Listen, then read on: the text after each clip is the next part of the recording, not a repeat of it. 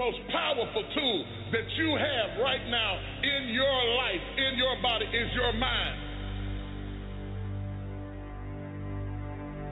That's why the enemy fights you in your mind. The devil doesn't have to tie you up for you to be bound. He just has to tie up your head. With stress, with worry, with aggravation, with low self-esteem, with pettiness, with anger, with hostility, with rebellion, and he can make you physically sick because your mind is sick.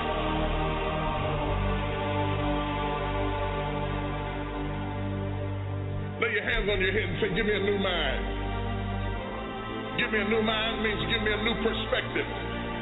Give me a new perspective. Give me a new way of looking at my situation.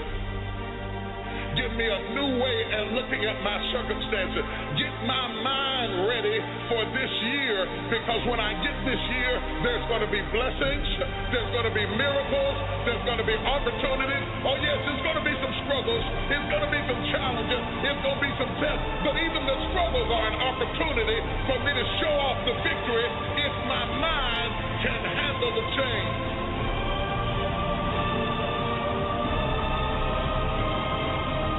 If you can take it, you can make it. If you can take it, you can make it. All right, you train, you fight way harder than those other guys, and you win. You get out from under them. You can take it. You can make it. You can do this. Just gotta believe you can. There's some things I'm not taking with me in the new year. Everything that's inflexible and everything that's not ready and everything that's backwards and everything that's negative and everything that's condescending and everything that's carnal and everything that's holding me back, I refuse to take it over into another year and waste another new year with an old mind. Don't shape yourself around the comings and goings of this world. Don't shape your opinions and your attitudes around circumstances that you cannot change. If you go into another year and waste another year with the old mentality while somebody's in the hospital begging God for the opportunity that you have right now, you better step into this moment.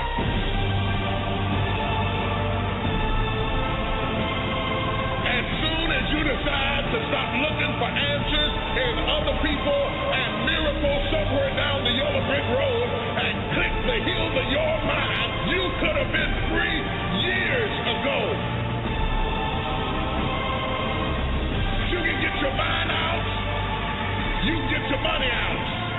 You can get your family out. You can get your job out. You can get your career out. You can get your health out. You can get your prosperity out. If you can get your mind out, no devil in hell, no weapon formed against you, no enemy that hates you, no witch that hates you can stop you from being free. If you can get your mind out, grab yourself by the head and say, we're coming out of this. Tell them I'm coming out head first.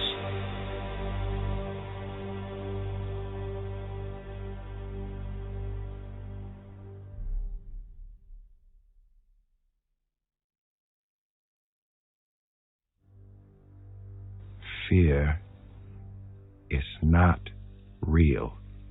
The only place that fear can exist is in our thoughts of the future. It is a product of our imagination, causing us to fear things that do not at present and may not ever exist. We are all telling ourselves a story. Now, do not misunderstand me. Danger is very real. But fear is a choice. There are probably things that you're afraid of doing right now in your life, in your relationships, at work. And the fact that you're afraid, that's robbing you of all of the experiences that you want to have in your life. I mean, fear is something that stops us all. It's this fear of discomfort. People have this extreme feeling in their mind They want to avoid discomfort. Most people, their associations are to avoid anything that's uncomfortable. But it's so illogical, because when you look at comfort and you look at success and progress and the feelings of accomplishment and of getting past certain hurdles in terms of like how you feel about life, a lot of those are connected to discomfort. Like, discomfort is your friend. The only way to deal with fear that I found in my life is a couple ways. One of those ways is to turn it on itself and ask yourself, what am I afraid of? If I'm afraid of that, I got to be more afraid of what I'm going to miss out on. So you got to say, okay, what's the price if I just stay doing this? What's the price? What I need to really get scared if I learn all this and I don't follow through. And then that fear will get you over your fear. It'll push you through. Turn fear on itself. I'm gonna sit myself in my rocking chair. I'm 85 years old. I'm looking back on my life, and I say, I didn't do this, or I did. Fear of failure is good. Fear of failure will keep you up at night, planning and rehearsing. Fear of failure will keep you training hard. It'll stop you from cutting corners. Fear of failure will keep you working and thinking and striving and relentlessly trying to be more prepared for battle. I want you to be afraid of failure. I want you to be terrified of sitting on your ass and doing nothing. That is what I want you to be afraid of waking up in 6 days or 6 weeks or 6 years or 60 years and being no closer to your goal. You've made no progress. That is what you need to be truly afraid of. One of the real reasons we don't do the things that frighten us is because we are afraid of being judged. We are afraid of failure. We are afraid of success. We are afraid of stumbling. One of the reasons we don't really step into our heroic nature as human beings is because we're attached to the outcome. And so just developing the philosophy where you live in the moment, you do the things that frighten you, and you don't really worry about what happens. That will develop a sense of fearlessness and a sense of bravery. The breakthrough happens by conditioning your mind every day, by feeding it a role model or story. It's putting yourself in a peak state and you follow through by getting physically strong. It's creating a little ritual of doing a little bit each day, and then you get momentum. Get up and go. Take the risk, take the gamble, take the first step, take action. And don't let another day slip by.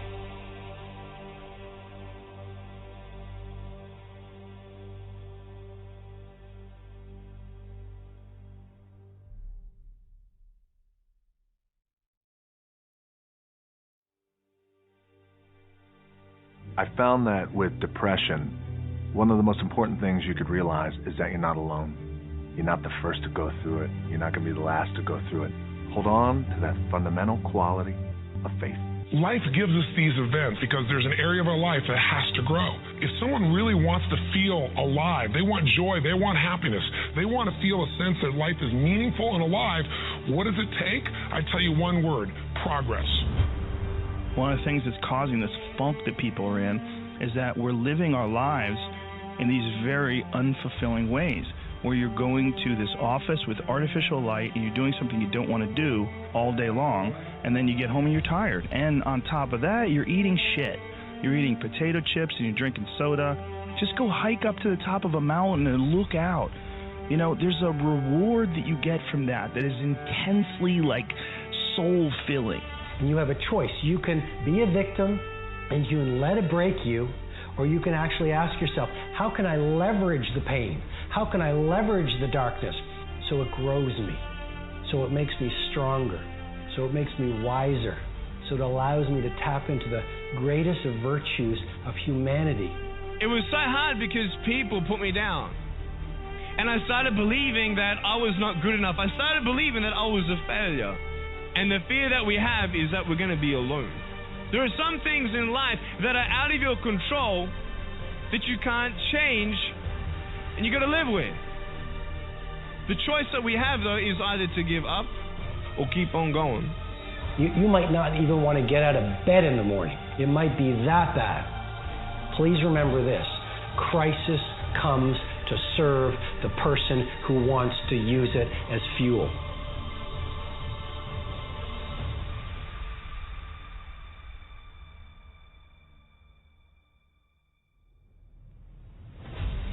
When things go wrong, they always seem to happen at once, and they just compound.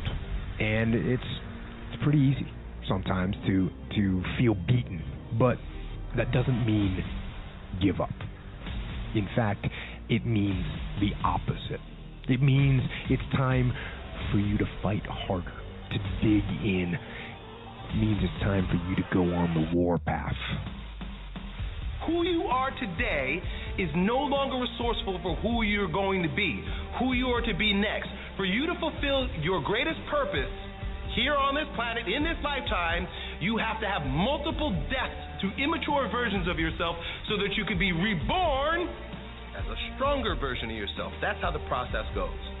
Who you are today might need to die for you to do what you need to do for the next phase. We are not designed to do things that are uncomfortable or scary or difficult. Our brains are designed to protect us from those things. And in order to change, in order to build a business, in order to be the best parent, the best spouse, to do all those things that you know you want to do with your life, with your work, with your dreams, you're going to have to do things that are difficult, uncertain, or scary. But if I fail, I try again and again and again. For as long as I try, there's always that chance of getting up. And it's not the end until you've given up. And just the fact that you're here should persuade you that you have another chance to get back up.